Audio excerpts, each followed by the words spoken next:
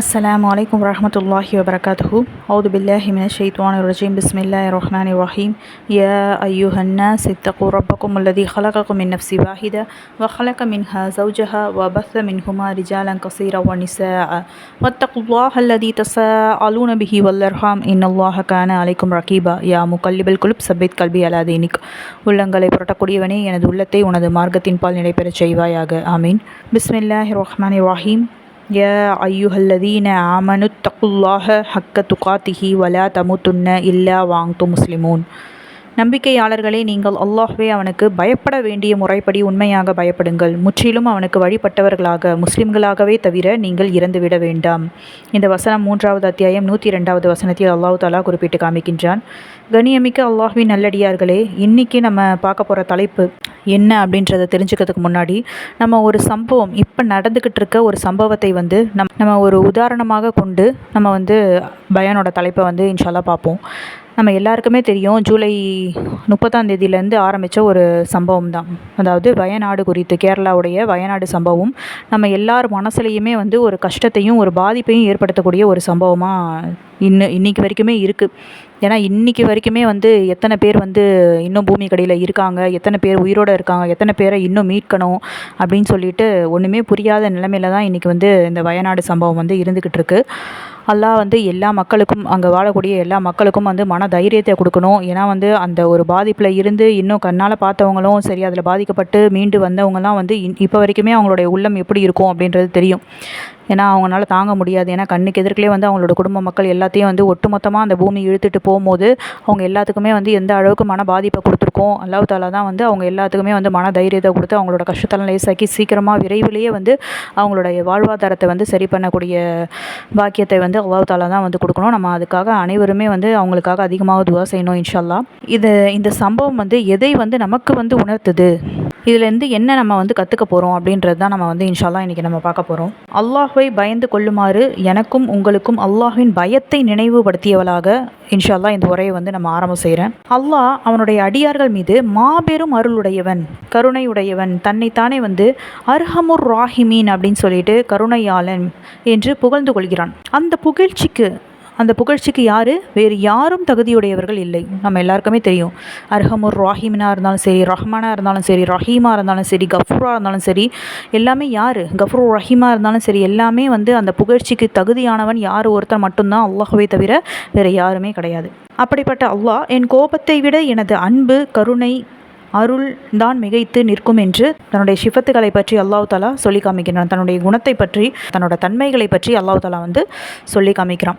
நப்யா இபாதி அன்னி அனல் கஃபூர் ரஹீம். அல்லாஹ் தாலா தன் தூதருக்கு தன்னை பற்றி தன் அடியார்களுக்கு அறிமுகப்படுத்தும்படி கூறும்போது, நிச்சயமாக நான் தான் மகா மன்னிப்பாளன், மகா கருணையுடையவன், அன்புடையோன் என்று கூறுகின்றான். இந்த வசனம் 15வது அத்தியாயம் 49வது வசனமாக இடம்பெறுகின்றது. இப்படியெல்லாம் அல்லாஹ் தன்னோட அருளை பற்றி, தனது அன்பை பற்றி, தன்னோட கருணையை பற்றி, தனது மன்னிப்பை பற்றி சொல்கிறவன், அதே நேரத்தில் அவனது சட்ட வரம்புகள் மீறப்பட்டால், எப்படி அவனுடைய சட்ட வரம்புகள் மீறப்பட்டால், அவனுடைய கட்டளைகளுக்கு மாற்றமாக அடியார்கள் நடந்து கொண்டால், அல்லாஹு தாலா வெறுத்த சபித்த பாவங்களை மக்கள் செய்தால் அவர்களை தண்டிப்பதிலும் அல்லாஹ் மிக கடுமையானவன் அப்படின்னு சொல்லிட்டு காமிக்கிறான். அல்லாஹு தாலா சொல்லி காமிக்கிறான்.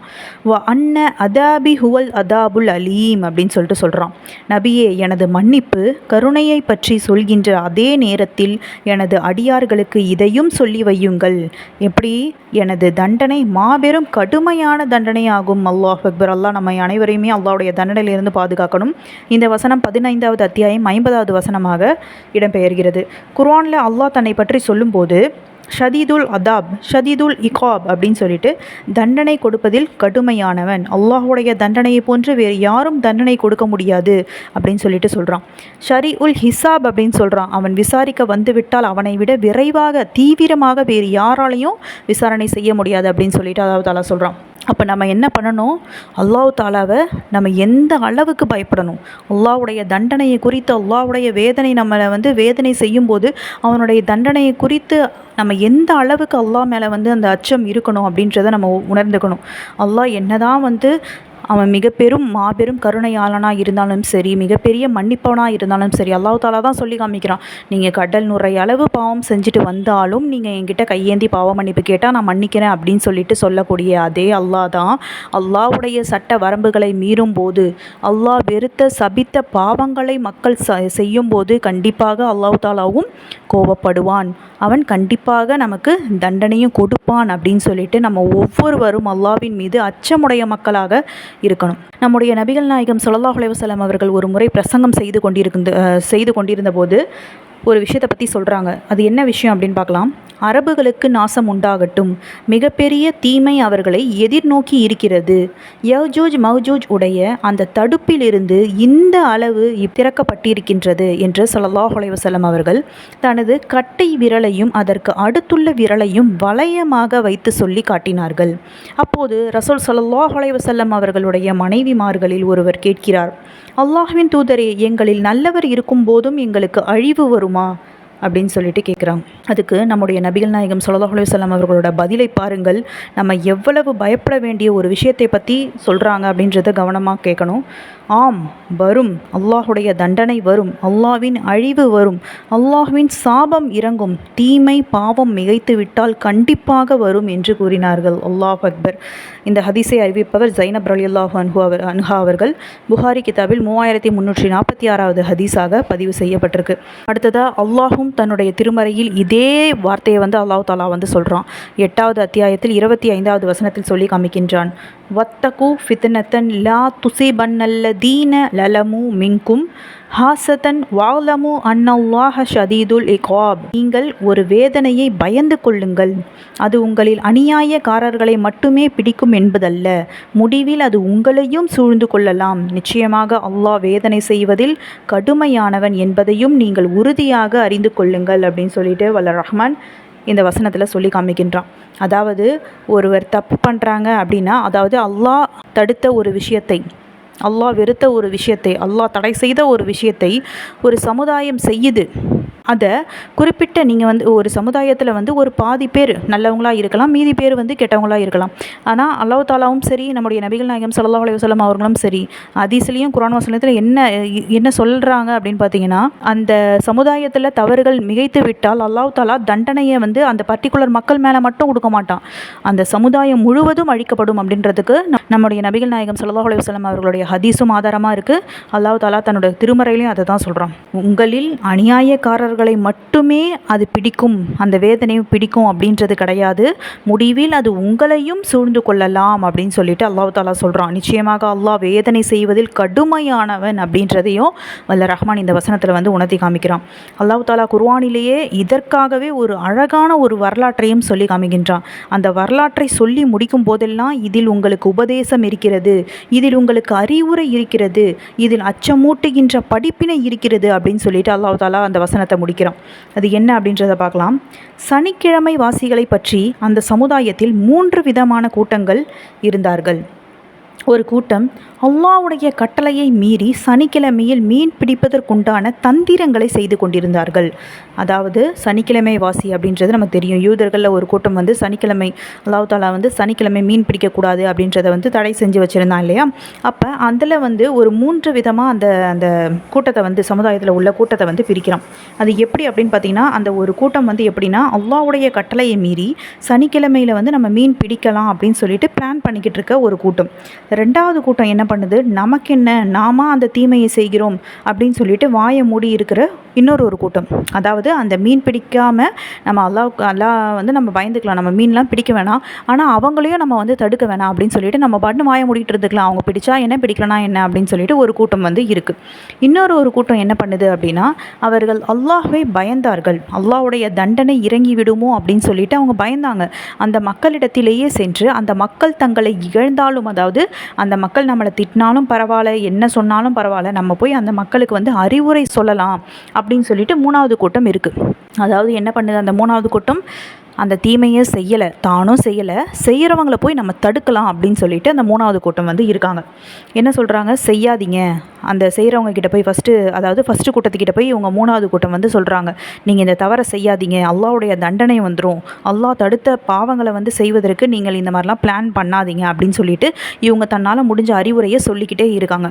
அப்போ இவங்க சொல்லும் போது அமைதியாக இருந்துச்சு பார்த்திங்கன்னா அந்த 2வது கூட்டம், நமக்கு என்ன, நம்மளா செய்கிறோம், அவங்க தானே செய்கிறாங்க அப்படின்னு சொல்லிட்டு அந்த அமைதியாக இருந்த அந்த 2வது கூட்டம் என்ன பண்ணுறாங்கன்னா, நன்மையை ஏவி தீமையை அதான் அந்த 3வது கூட்டத்தை பார்த்து சொல்கிறாங்க, இதை அவ்வூரில் இருந்த நல்லோர் அவர்களுக்கு நல்லுபதேசம் செய்து தடை செய்தார்கள். இதை கண்ட வேறு ஒரு கூட்டத்தினர் அவர்களை நோக்கி, அல்லாஹ் எவர்களை அழித்துவிட வேண்டுமென்றோ கடினமான வேதனைக்குள்ளாக்க வேண்டுமென்றோ நாடி இருக்கிறானோ அந்த மக்களுக்கு நீங்கள் ஏன் நல்லுபதேசம் செய்கிறீர்கள் என்று கூறினார்கள். அதுக்கு அந்த 3வது கூட்டத்தினர் வந்து என்ன சொல்கிறாங்க அப்படின்னு பாருங்கள். அதற்கு அவர்கள், இதனால் நாம் உங்கள் இறைவனிடம் நம் பொறுப்பிலிருந்து நீங்கி விடுவதற்காக நாங்கள் நல்லுபதேசம் செய்கிறோம் என்றும், இதனால் மீன் பிடிக்கும் அவர்கள் ஒரு கால் விலகிவிடலாம் என்றும் பதில் கூறினார்கள். இந்த வசனம் 7வது அத்தியாயம் 164வது வசனமாக இடம்பெயர்கிறது. அதாவது இந்த 3வது கூட்டம் என்ன பதில் சொல்கிறாங்க, இப்போ வந்து அல்லாஹ் தாலா தடுத்த ஒரு விஷயத்தை இவங்க செய்யலை, 3வது கூட்டம் செய்யவும் இல்லை, ஆனால் அவங்க என்ன பண்ணுறாங்க, தன்னால் முடிஞ்ச வரைக்கும் இது அல்லாஹ் தடுத்த ஒரு காரியம், அல்லாஹ் தடை செஞ்ச ஒரு காரியத்தை நீங்களும் செய்யக்கூடாது அப்படின்னு சொல்லிட்டு இவங்க போய் அறிவுரை செய்கிறாங்க. அதாவது தன்னால் முடிஞ்ச அளவுக்கு அந்த தீமையை தடுக்க பார்க்குறாங்க. இதுதான் ஒரு முஸ்லீம் அப்படின்னா எப்படி இருக்கணும், நன்மையை ஏவி தீமையை தடுக்கக்கூடிய மக்களாக இருக்கணும் அப்படின்னு சொல்லிட்டு வல்ல ரஹ்மான் தன்னோட திருமறையில் சொல்லியிருக்கான் நமக்கு. இன்றைக்கி எத்தனை பேர் வந்து இந்த விஷயத்தை நம்ம செய்கிறோம், இப்போ அல்லாஹ் தடுத்த விஷயம் அப்படின்னு சொல்லிட்டு எத்தனையோ இருக்குது இல்லையா, அந்த எத்தனையோ விஷயங்கள் முஸ்லீம் ஆகிய மக்கள் வந்து செஞ்சுக்கிட்டு தான் இருக்காங்க. இப்போ நம்ம குடும்பத்திலேயே இப்போ மது, ஒரு உதாரணமாக வந்து மது அப்படின்றது ஹராமாக்கப்பட்டிருக்கு, நம்மளுடைய மார்க்கத்தில் மது அப்படின்றது ஹராம். அப்படி ஹராமாக்கப்பட்ட அந்த ஒரு விஷயத்த இப்போ நம்ம குடும்பத்தில் இல்லைனாலும் நம்மளுடைய உற்றார் உறவினர்கள் குடும்பத்தில் யாராவது இருக்கலாம். ஆனால் அப்படிப்பட்டவங்க கிட்ட போயிட்டு இது வந்து மது ஹராம், நீங்கள் குடிக்காதீங்க, நீங்கள் இதை பண்ணாதீங்க அப்படின்னு நம்ம சொல்லுவோமா? ஏன்னா நம்மளால் சொல்ல முடியாது. ஏன் அப்படின்னா அவங்க நாளை பின்ன வந்து நம்மக்கிட்ட பேசாமல் போயிடுவாங்களோ, நம்மக்கிட்ட உறவு வச்சுக்காமல் போயிடுவாங்களோ அப்படின்னு சொல்லிட்டு நமக்குள்ளே ஒரு பயம் ஏற்படுது இல்லையா? அதுதான் தவறு. நம்மளுடைய மார்க்கத்தில் அல்லாஹ் தடை செஞ்ச ஒரு விஷயத்தை, நம்முடைய நபிகள் நாயகம் ஸல்லல்லாஹு அலைஹி வஸல்லம் அவர்கள் தடுத்த ஒரு விஷயத்தை நம்ம வந்து ஒரு மக்கள் செய்கிறாங்க, இல்லை நம்ம குடும்பத்திலே யாராவது செய்கிறாங்க அப்படின்னா முடிஞ்ச அளவுக்கு நம்ம ஃபஸ்ட்டு என்ன பண்ணணும், நாவால் ஃபஸ்ட்டு வந்து அதை தடுக்கணும். முடியலையா நம்ம கரத்தால் தடுக்கணும், அப்படியும் முடியலையா மனதளவில் ஒதுக்கி விடணும் அப்படின்னு சொல்கிறாங்க. இந்த மனதளவில் ஒதுங்கி இருக்கிறதுன்றது பலவீனமான ஒரு செயல். முடியவே இல்லை, ஒன்றுமே நம்மளால் வேலைக்கே ஆகாது அப்படின்ற பட்சத்தில் தான் நம்ம மனதால் வெறுத்தாவது ஒதுக்கிடணும் அப்படின்னு சொல்லிட்டு சொல்கிறாங்க.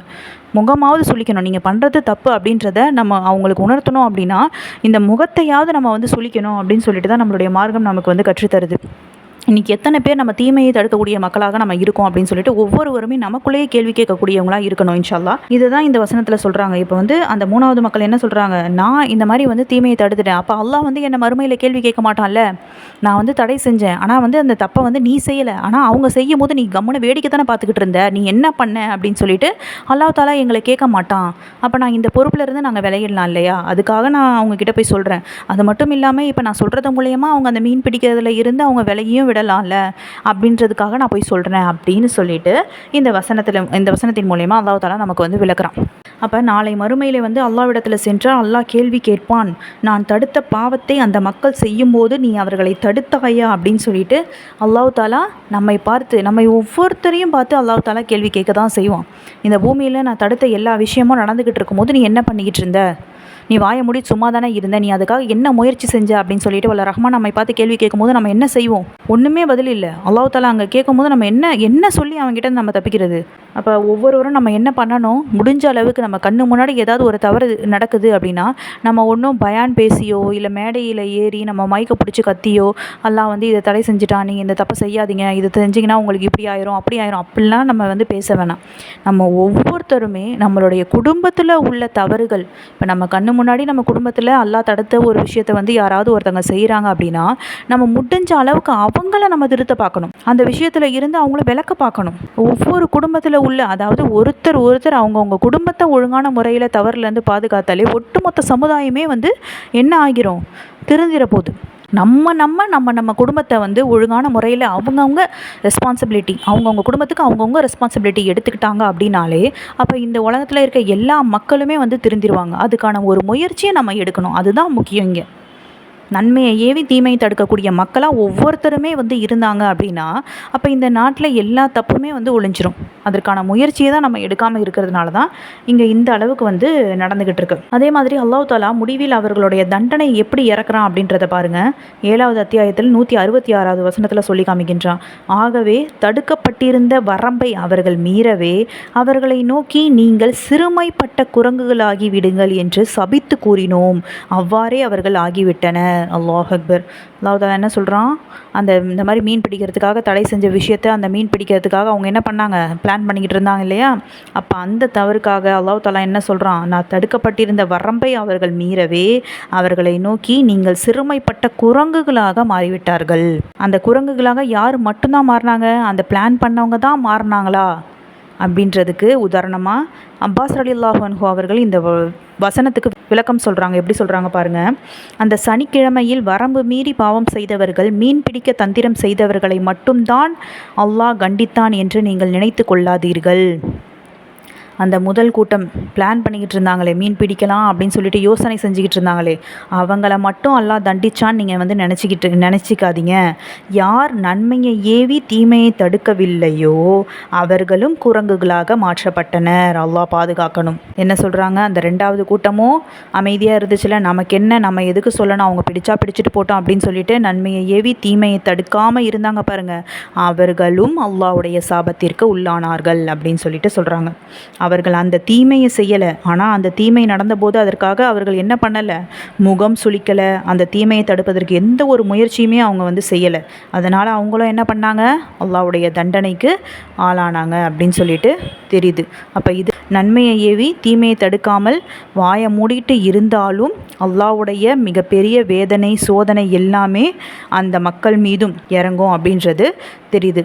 அல்லாஹ் தாலா இதை குறித்தும் நம்மிடம் நிச்சயமாக என்ன பண்ணுவான், மறுமையில் விசாரணை செய்வான் அப்படின்றத நம்ம ஒவ்வொருத்தரும் மனசில் வந்து வச்சுக்கணும். அல்லாஹ் தாலா ஷிர்க்கை எப்படி வந்து பயங்கரமான ஒரு பாவம் அப்படின்னு சொல்லிட்டு அல்லாஹ் தாலா சொல்கிறானோ அதே இடத்துல மற்ற பாவங்களையும் அல்லாஹ் தாலா சொல்லி காமிக்கின்றான். 6வது அத்தியாயத்தில் 151வது வசனத்தில் அல்லாஹ் தாலா சொல்கிறான், நபியே அவர்களை நோக்கி கூறுவீராக, வாருங்கள், உங்கள் இறைவன் உங்களுக்கு தடை செய்தவற்றையும் ஏவி இருப்பவற்றையும் நான் உங்களுக்கு ஓதி காண்பிக்கின்றேன். அதில் முதலாவது, அவனுக்கு எதையும் நீங்கள் இணையாக்காதீர்கள். உங்கள் தாய் தந்தையுடன் மிக அழகிய முறையில் நடந்து கொள்ளுங்கள். அவர்களுக்கு உதவி செய்யுங்கள். வறுமைக்கு பயந்து உங்கள் பிள்ளைகளை நீங்கள் கொலை செய்யாதீர்கள். ஏனென்றால் உங்களுக்கும் அவர்களுக்கும் நாமே உணவளிக்கின்றோம். இரகசியமாகவோ பகிரங்கமாகவோ உள்ள மானக்கேடான விஷயங்களில் எதற்கும் நெருங்காதீர்கள். அல்லாஹ் தடை செய்துள்ள எந்த மனிதனையும் நியாயமின்றி கொலை செய்யாதீர்கள். நீங்கள் தவறு செய்யாது உணர்ந்து கொள்வதற்காக இறைவன் உங்களுக்கு இவற்றை விவரித்து உபதேசிக்கின்றான் அப்படின்னு சொல்லிட்டு வல்ல ரஹ்மான் தடுத்துள்ளவற்றை எல்லாத்தையுமே, அதாவது ஒரு சின்ன குழந்தைக்கு வந்து ஒரு தாய் வந்து சொல்லி கொடுக்குற மாதிரி அல்லாஹ் தாலா அவன் படைத்த எல்லா படைப்பினங்களுக்குமே அதாவது மனித படைப்பினங்கள் எல்லாத்துக்குமே அல்லாஹ் தாலா அழகான முறையில் சொல்லி கொடுத்துட்டான். இதுக்கு மேலே என்ன வேணும் நமக்கு? நான் இதெல்லாம் தடை செஞ்சிட்டேன்ப்பா, இதெல்லாம் நீ வந்து செய்யாத, இதை செஞ்சால் நான் உன்னை கண்டிப்பாக தண்டிப்பேன் அப்படின்னு சொல்லிட்டு வல்ல ரஹ்மான் சொல்லிட்டான். அதாவது இன்றைக்கி எத்தனை பேர் இந்த விஷயத்தில் எல்லாமே கரெக்டாக இருக்காங்க அப்படின்னு சொல்லிட்டு பார்த்தோன்னா 100% நல்லா பாதுகாக்கணும். இன்றைக்கி அல்லாஹ் தடுத்த விஷயத்தை மட்டுமே செய்யக்கூடிய மக்களாக தான் இருக்காங்க. இதில் அல்லாஹ் தாலா முதலாவது விஷயம் என்ன சொல்கிறான், அல்லாஹ்வுக்கு எதையும் நீங்கள் இணையாக்காதீர்கள், அவனுக்கு நீங்கள் எதையும் இணையாக்காதீர்கள்னு சொல்கிறான். நம்ம இணை வைக்கிறது அப்படின்னா அல்லாஹ்வை வந்து நேரடியாக ஷிர்க் அப்படின்றது கிடையாது. அல்லாஹ்வை விட்டுட்டு வேறு ஒரு தெய்வத்தை வணங்குறது, இணை வைப்பு அப்படின்றது நம்ம தெரிஞ்சோ இல்லை தெரியாமையும் அல்லாஹ்வுக்கு இணை வைக்கக்கூடிய ஒரு செயலை வந்து செய்யக்கூடியதும் ஒரு ஷிர்க்கு தான். இன்றைக்கி எத்தனை பேர் வந்து தர்காவுக்கு போய் வழிபாடு செய்கிறாங்க. அதாவது அங்கே நல்லடியார்களே வந்து அடக்கம் செய்திருந்தாலும் அந்த நல்லடியார்களை இறைவனாக்கி அவர்கள்கிட்ட போய் தன்னோட குறையை வந்து முறையிடுறது தவறு தான். நல்லடியார்கள் அப்படிங்கிறது அவர்களும் யார், மனிதர்கள் தான். இன்றைக்கி நம்முடைய நபிகள் நாயகம் ஸல்லல்லாஹு அலைஹி வஸல்லம் அவர்களிடம் மௌலூத் அப்படின்ற ஒரு பேரில் அவர்களிடம் வந்து துவா செய்கிறாங்க. எனக்கு வந்து உணவில் வந்து பரக்கத்தை கொடு, எனக்கு வருமானத்தில் பரக்கத்தை கொடு, எனக்கு நோய் நொடிலேருந்து பாதுகாப்பு கொடு அப்படின்னு சொல்லிட்டு மௌலூத் அப்படின்ற ஒரு பேரில் வந்து இன்றைக்கி சில மூட நம்பிக்கையில் உள்ள ஒரு மக்கள் வந்து இன்றைக்கி நம்முடைய நபிகள் நாயகம் ஸல்லல்லாஹு அலைஹி வஸல்லம் அவர்கள்கிட்ட உதவி தேடுறாங்க. இதுவும் தவறு தான். நம்முடைய நபிகள் நாயகம் ஸல்லல்லாஹு அலைஹி வஸல்லம் அவர்களும் யார் தான்? அல்லாஹ் படைத்த ஒரு மனிதர் தான். அந்த மனிதரில் அல்லாஹ் வந்து மனிதர்களில் வந்து சில மனிதரை நான் மேன்மைப்படுத்தியிருக்கிறேன் அப்படின்னு சொல்லிட்டு வல்ல ரஹ்மான் சொல்லியிருக்கான். அதில் நம்முடைய நபிகள் நாயகம் ஸல்லல்லாஹு அலைஹி வஸல்லம் அவர்களை தான் நம்ம வந்து தூதர்னு ஏற்றுக்கணும், அவங்கள தான் நம்ம பின்பற்றணும், அவங்களுடைய வாழ்க்கை முறைப்படி தான் நம்ம நடக்கணும். அதில் எந்த ஒரு மாற்று கருத்துமே கிடையாது. ஆனால் நம்மளுடைய உதவின்றதை நம்ம யார்கிட்ட தான் கேட்கணும் அப்படின்னா, நம்மை படைத்த ரப்புல் ஆலமீன் அல்லாஹ் தாலா ஒருவன்கிட்ட மட்டும்தான் நம்ம கையேந்தி கேட்கணுமே தவிர எந்த அடியார்கள்கிட்டையும் நம்ம கையேந்தக்கூடாது. இது தவறு.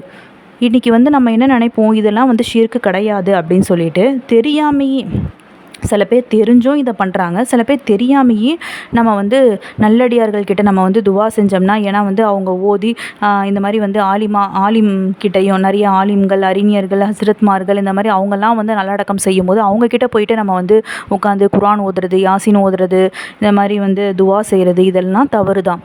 அவர்களும் நம்மை போன்ற மனிதர்கள் தான் அப்படின்றத நம்ம முதல்ல கவனம் வச்சுக்கணும். இதுவும் ஒரு வகையான ஷிர்க்கு தான். அடுத்து போயிட்டு இந்த மாதிரி வந்து குறி பார்க்குறது, ஜோசியம் பார்க்குறது, இந்த பறவை சகுனம் பார்க்குறது, இந்த மாதிரி இஸ்லாத்தில் தடை செய்யப்பட்ட விஷயத்தை எல்லாத்தையுமே வந்து இது வந்து எல்லாமே பிதாத். இந்த ஒவ்வொரு பிதாத்தும் ஒவ்வொரு வழிகேடுமே வந்து எங்கே தான் கொண்டு சேர்க்கும் அப்படின்னு சொல்லிட்டு பார்த்திங்கன்னா நரகத்தில் தான் கொண்டு சேர்க்கும். இதுவும் ஒரு வகையான ஷிர்க்கு தான். அல்லாஹ்வுக்கு நேரடியாக இணை வைக்கிறது மூலியம்தான் இணை வைப்பு அப்படின்றது கிடையாது. அல்லாஹ் தடுத்துள்ள ஒரு விஷயத்தை, மார்க்கத்தில் இல்லாத ஒரு விஷயத்தை செய்கிறதும் ஷிர்க் அப்படின்றத நம்ம வந்து புரிஞ்சுக்கணும். ரெண்டாவதாக இங்கே என்ன சொல்கிறாங்க, தாய் தந்தையுடன் மிக அழகிய முறையில் நடந்து கொள்ளுங்கள் அப்படின்னு சொல்லிட்டு சொல்கிறாங்க. இன்றைக்கி எத்தனை மக்கள் வந்து அந்த தாய் தந்தையை வந்து சரிவர கவனிக்கிறாங்க, இல்லை அவங்க பேச்சுக்கு மதிப்பு கொடுக்குறாங்க அப்படின்றத பார்த்தோம்னா அதுவும் இல்லை தான். ஒரு தாயை பார்த்து நம்ம சீன் கூட சொல்லக்கூடாது அப்படின்னு சொல்லிட்டு வல்ல ரஹ்மான் தன்னோட திருமறையில் சொல்லி காமிக்கிறான். ஆனால் இன்றைக்கி எத்தனை பேர் அந்த தாயை தகாத வார்த்தைகளை கொண்டு ஏசக்கூடிய மக்களாக இருக்கிறாங்க அப்படின்னு சொல்லிட்டு பார்த்தாலே மனவேதனையாக இருக்குது. ஒரு தாய் தன்னுடைய குழந்தைய வந்து கருவில் சுமந்ததில் இருந்து பெற்றெடுக்கிறது வரைக்கும் தான் அவளோட வலின்றது கிடையாது. அந்த பூமியில் வாழக்கூடிய அந்த தாய் தன்னோட பிள்ளைகளுக்காக காலம் ஃபுல்லாகவே கஷ்டப்படுறான். அந்த குழந்தைக்கு வந்து சின்ன வயசில் இருந்து மட்டும் கிடையாது, அவனுக்கு வந்து பெருசாகி அவன் படித்து முடித்து காலேஜ் போய் கல்யாணம் ஆனாலும் அவனோட பிள்ளைகளை பார்த்துக்கிட்டும் இந்த மாதிரி வந்து தன்னோட தாய் அப்படின்ற ஒரு பொறுப்பு முடிவே இல்லாத ஒரு சகாப்தம். அப்படிப்பட்ட அவங்க மரணிக்கிற வரைக்குமே தன்னோட பிள்ளைகள், தன்னோட அடுத்தடுத்த ஜென்ரேஷனை பார்க்குறதே அவங்களோட வேலை. அப்படிப்பட்ட அந்த ஒரு தாய் தந்தையை நீ கடைசி காலத்துலையாவது நீ அவங்க வாழ்கிற வரைக்கும் நம்ம எந்த அளவுக்கு அவங்கள கண்ணியப்படுத்தணும், நம்மளுடைய மார்க்கம் என்ன சொல்லுது, அல்லாஹ் தாலா தொழுகையை வந்து எந்த அளவுக்கு வந்து முக்கியத்துவம் படுத்தி சொல்கிறானோ, அவனுக்கு எதையும் இணையாக்கக்கூடாதுன்னு எதை அவ்வளோ முக்கியப்படுத்தி சொல்கிறானோ, அதுக்கு அடுத்ததாகவே எல்லா வசனத்தையும் அல்லாஹ் தாலா பெற்றோரை நீங்கள் பேணணும், பெற்றோரை நீங்கள் நல்ல முறையில் நீங்கள் நடத்தணும் அப்படின்னு சொல்லிட்டோம். அதையும் மெயினாக வந்து அல்லாஹ் தாலா அந்த எல்லா வசனத்துலையுமே சொல்லி காமிப்போம்.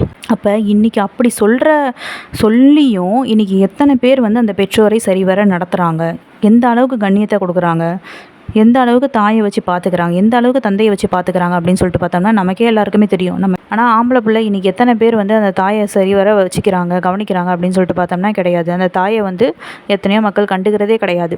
கல்யாணம் ஆனதுக்கப்புறமா அந்த தாயை வந்து என்னன்னு கூட கேட்கறது கிடையாது. சாப்பிட்டாங்களா, சாப்பிட்லையா, என்ன ஏது, இந்த மாதிரி வந்து எதுக்குமே வந்து கவனிக்காமல் இன்றைக்கி எத்தனையோ பேர் அனாதை ஆசிரமத்தில், முதியோர் இல்லத்தில் சேர்க்கப்படக்கூடிய காட்சியெல்லாம் பார்க்குறோம்.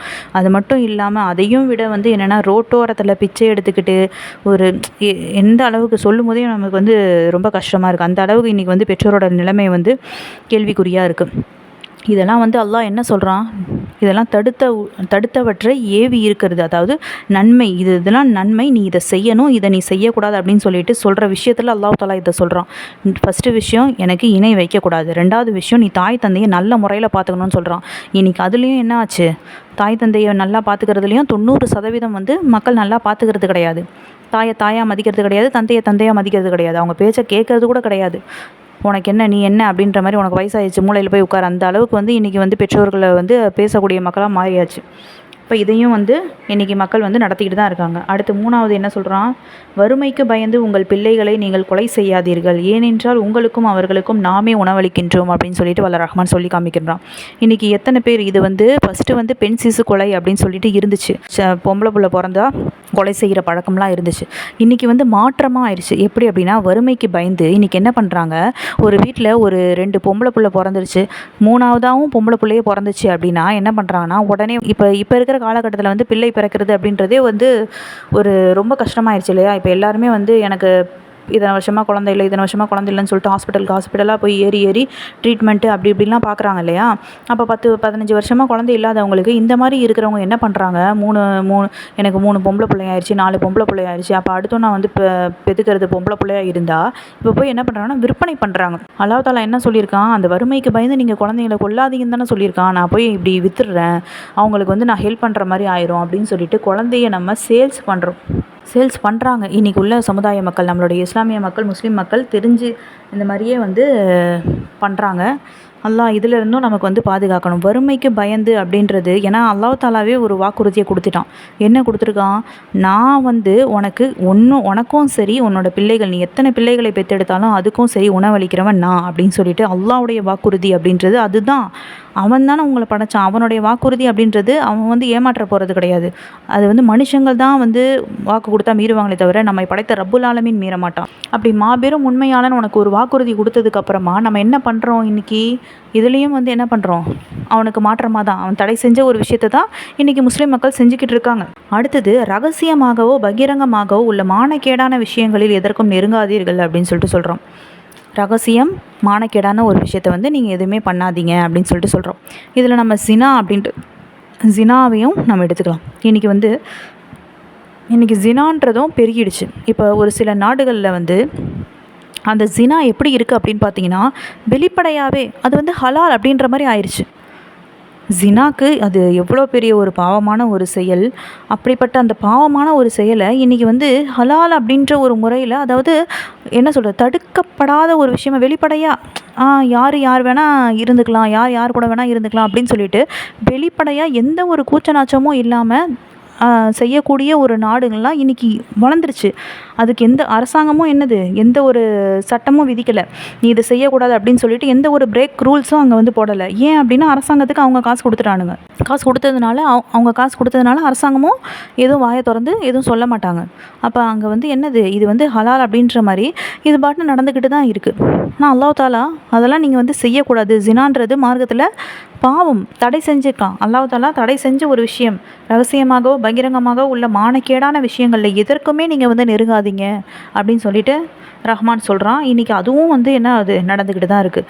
அடுத்தது, அல்லாஹ் தடை செய்துள்ள எந்த மனிதனையும் நியாயமின்றி கொலை செய்யாதீர்கள் அப்படின்னு சொல்லிட்டு வல்ல ரஹ்மான் சொல்லி காமிக்கிறேன். இன்றைக்கி எத்தனை பேர் இன்றைக்கி வந்து அசால்ட்டாக கொலை, இன்றைக்கி வந்து சின்ன பசங்க கூட, அதாவது ஃபஸ்ட்டு வந்து நம்ம எல்லாருமே வந்து ஸ்கூல் படிக்கும் போது மிஸ்ஸு அப்படின்னு நம்மளுடைய நமக்கு சொல்லிக் கொடுக்குற ஆசிரியர்கள் மீது நமக்கு எந்த அளவுக்கு பயம் இருக்கும்.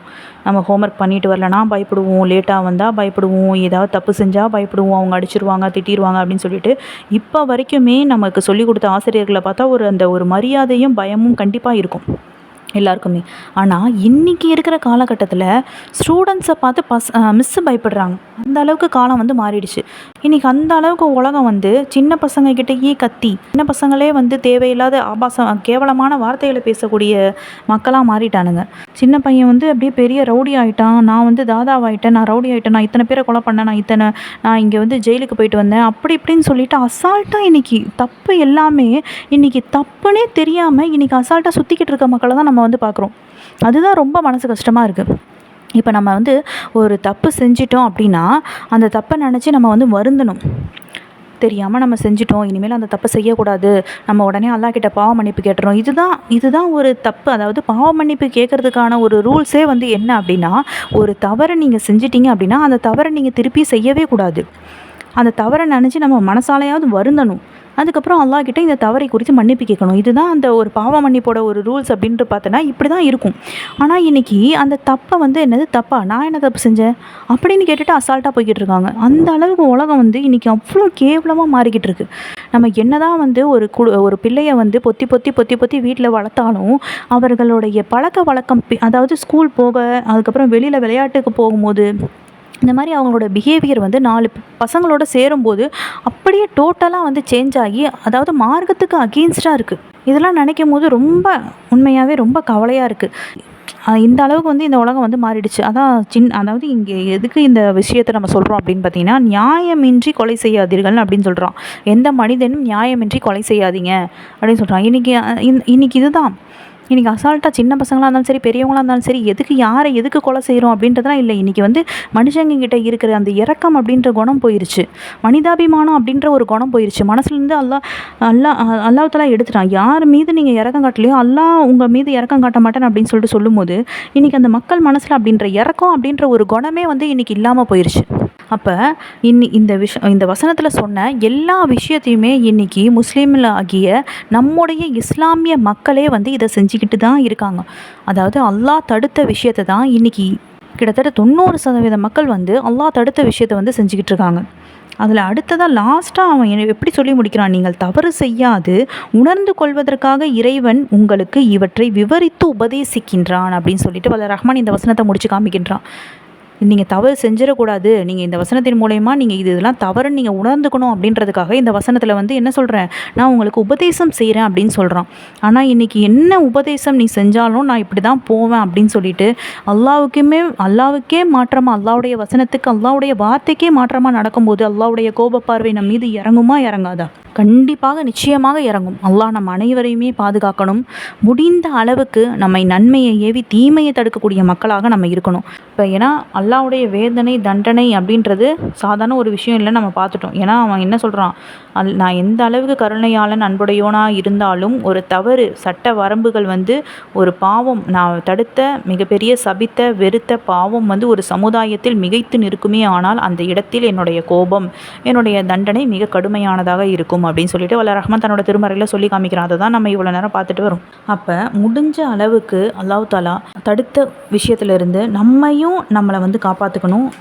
நம்மால் முடிஞ்ச அளவுக்கு நம்மளுடைய குடும்பத்தினரை ஃபஸ்ட்டு வெளியெடுக்கணும். மறுமை நாள் அப்படின்றது என்னைக்காவது ஒரு நாள் தானே வரப்போகுது, மவுத்துன்றது என்னைக்காவது ஒரு நாள் தானே வரப்போகுது, அப்போ நம்ம போய் பார்த்துக்கலாம், அப்போ நம்ம அல்லாஹ் கிட்ட பாவ மன்னிப்பு கேட்கலாம் அப்படின்னு சொல்லிட்டு இன்றைக்கி எல்லாரோட மனசுலையுமே வந்து அல்லாஹ்வுடைய தண்டனை என்னைக்காவது ஒரு நாள் வர்றதுக்கு நம்ம எதுக்கு இப்போவே நம்ம வந்து கஷ்டப்படணும், இப்போவே நம்ம எதுக்கு தெரிஞ்சுக்கணும், அப்புறமா பண்ணலாம் அப்படின்னு சொல்லிட்டு இன்றைக்கி எல்லாரோட மனசும் அப்புறம்னு சொல்லிட்டு போய்கிட்டு இருக்கு. இப்போ வயநாடு சம்பவம் எடுத்துக்கலாம். இதுக்கு முன்னாடி நமக்கு கொரோனா 2 வருஷத்துக்கு முன்னாடி கொரோனா வந்துச்சு. அந்த கொரோனாவில் எத்தனை பேர் லட்சக்கணக்கில் மக்கள் வந்து பாதிக்கப்பட்டு மௌத்தா போனாங்க.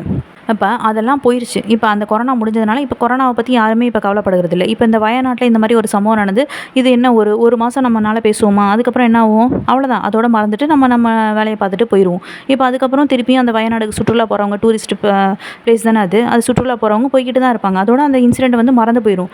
இதில் இருந்து நம்ம பெறக்கூடிய படிப்பினை என்ன, மௌத் அப்படின்றது, மரணம் அப்படின்றது இப்போ அவங்க நினச்சி பார்த்துருப்பாங்களா? எல்லாரும் நிம்மதியாக தூங்கிட்டு மறுநாள் காலையில் எழுந்துச்சு நம்மளோட வேலையை பார்க்கலாம் அப்படின்னு நினச்சிட்டு இருப்பாங்க. நினச்சி கூட பார்க்கல. அவங்களுக்கு மௌத்துன்ற ஒரு அறிவிப்பு கூடமே கிடையாது. அப்போ அவங்க என்ன நன்மை செஞ்சு சேர்த்து வச்சுருந்தாங்க, அவங்க என்ன பாவம் செஞ்சுருந்தாங்க, எதுவுமே தெரியாது. அது அவங்களுக்கும் அல்லாஹ்வுக்கும் முடியாது. அதை தான் நம்ம வந்து ஃபஸ்ட்டு நம்ம புரிஞ்சுக்கணும்.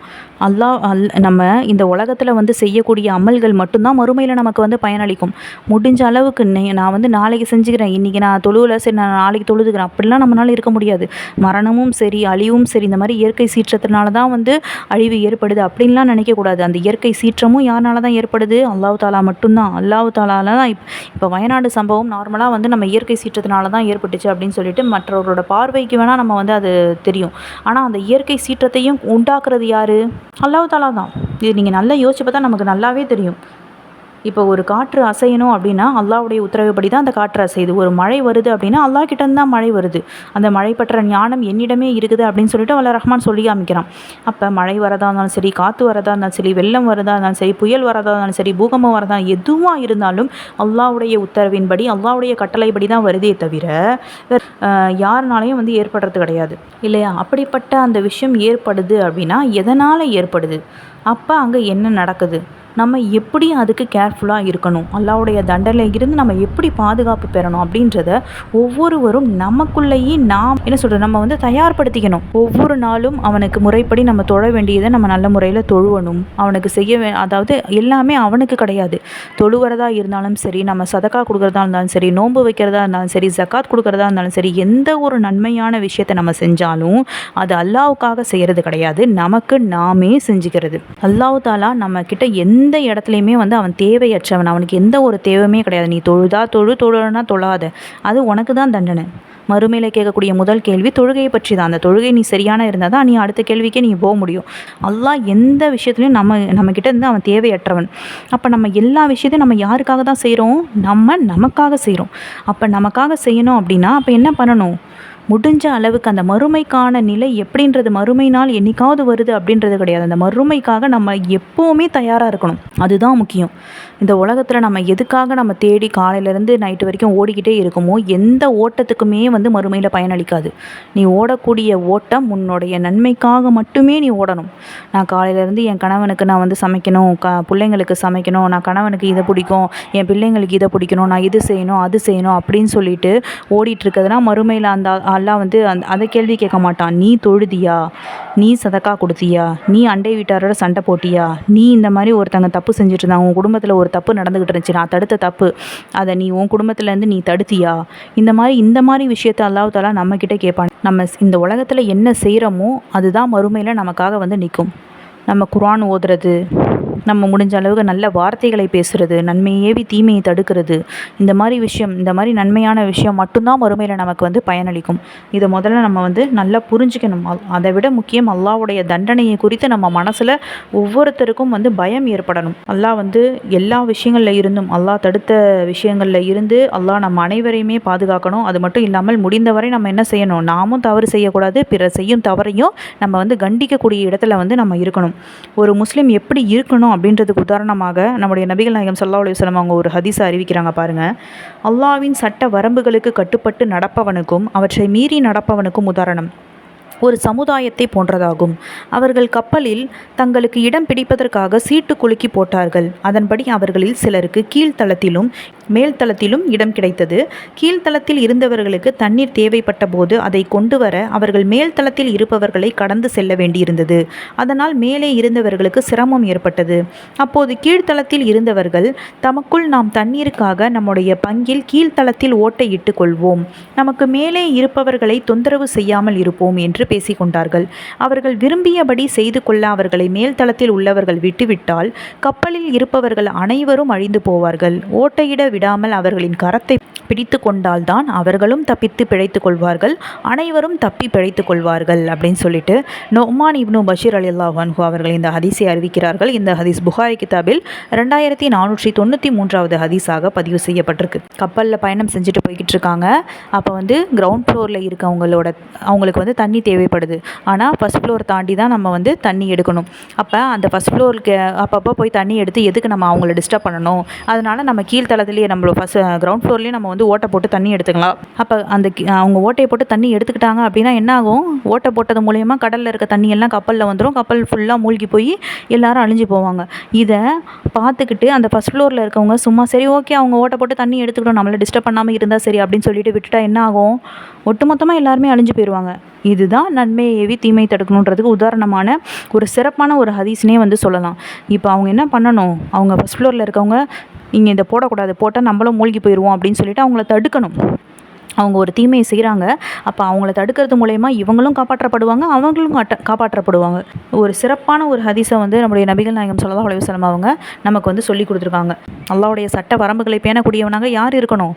ஒரு முஸ்லீம் இருக்கணும். அதாவது தன்னளவில் மட்டுமல்ல, தான் மட்டும் அல்லாஹ்வுடைய சட்டத்தை நான் மீறாமல் இருக்கேன்ப்பா, நான் மட்டும் அல்லாஹ் சொன்ன விஷயத்தை நான் செய்கிறேன்ப்பா அப்படின்னு சொல்லிட்டு தன்னளவில் மட்டும் இல்லாமல் தனக்கு கண்ணுக்கு எதிராக எந்த தவறு நடக்குமோ அதை உடனடியாக நம்ம தடுக்கணும். கரம் பிடித்து, இப்போ நம்ம வாயால் ஒருத்தங்க கிட்ட இதை செய்யாதன்னு சொல்கிறோம், அதை மீறியும் அவங்க செய்கிறாங்க அப்படின்னா கையால் தடுக்கணும். கையாலையும் தடுக்க முடியலை அப்படின்ற பட்சத்தில் தான் நம்ம என்ன பண்ணணும்? மனசளவுலையாவது அதை வெறுத்து ஒதுக்கணும் அப்படின்னு சொல்லிட்டு சொல்கிறோம். நபி ஸல்லல்லாஹு அலைஹி வஸல்லம் அவங்க சொல்கிறாங்க, எந்த சமுதாயத்தில் மது அருந்தப்படுமோ, எந்த சமுதாயத்தில் விபச்சாரம் பெருகிவிடுமோ, எந்த சமுதாயம் வட்டி வாங்குமோ, முன்னோர்கள் கேள்விப்படாத நோய்களை எல்லாம் அந்த சமுதாயத்திற்கு அல்லாஹ் இறக்குவான். அல்லாஹ் அக்பர். அல்லாஹ் நம்ம அனைவருமே பாதுகாக்கணும். அந்த சமுதாயத்திற்கு அல்லாஹ் என்ன பண்ணுவானா? நோய்களை இறக்குவான். பூகம்பங்கள் நிகழும். வானத்தில் இருந்து மழை பொழிந்து அழிக்கப்படுவார்கள். கல் மழையை கொண்டு அழிக்கப்படுவார்கள். உருவங்கள் மாற்றப்படுவார்கள். அல்லாஹ் அக்பர். அல்லாஹ்வுடைய சட்டத்தை மீறி நடக்கும்போது கேள்விப்படாத நோய்கள் எல்லாம் அந்த சமுதாயத்திற்கு அல்லாஹ் இறக்குவான் அப்படின்னு சொல்கிறாங்க. இன்றைக்கி எல்லாரோட வாயிலிருந்தும் வர்றது, நான் இது வரைக்கும் இத்தனை வருஷமாக நான் வாழ்ந்தேன், நான் இந்த மாதிரி எனக்கு இந்த மாதிரி நோய் வந்ததே கிடையாது, இப்போ பார்த்தா இங்கே நோய் இந்த மாதிரி வருது அப்படி வருதுன்னு சொல்லிட்டு எல்லாரோட வாயிலேருந்தும் இந்த மாதிரி நோய்களை பற்றி நம்ம கேட்க தான் செய்கிறோம். அதே மாதிரி அல்லாஹ் தாலா இப்போ இந்த வயநாடு சம்பவத்தை குறித்து வானத்தில் இருந்து கனமழை இறக்குனது மூலியமாக தான் அல்லாஹ் அழித்தான். இந்த ஒரு இதுவே நடக்கிற நிகழ்வு எல்லாமே அல்லாஹ்வும் நம்முடைய நபிகள் நாயகம் ஸல்லல்லாஹு அலைஹி வஸல்லம் அவங்க அறிவித்து கொடுத்ததுபடி தான் நடந்துக்கிட்டு இருக்கு. அப்போ இதிலிருந்து நாம் பெரும் படிப்பினை என்ன அப்படின்னா, அல்லாஹ்வுடைய சட்டத்தை வரம்புகளை மீறாமல் பிறரையும் மீற விடாமல் முடிந்த அளவுக்கு நம்ம இன்ஷா அல்லாஹ் அனைவரும் தடுப்போமாக. இன்ஷா அல்லாஹ் நம்ம அனைவருமே வயநாட்டு மக்களுக்காகவும் அதிகமாக அல்லாஹ்விடம் துவா செய்வோம். பாலஸ்தீன மக்களுக்காகவும் இன்ஷா அல்லாஹ் துவா செய்வோம். அல்லாஹ்வுடைய தண்டையில் இருந்து நாம் தினமும் அவனிடம் பாதுகாப்பு தேடக்கூடிய மக்களாக இன்ஷா அல்லாஹ் இருப்போம். வாஹிர் தவான் அல்ஹம்துலில்லாஹி ரப்பில் ஆலமீன். அஸ்ஸலாமு அலைக்கும் வரஹ்மத்துல்லாஹி வபரகாத்துஹு.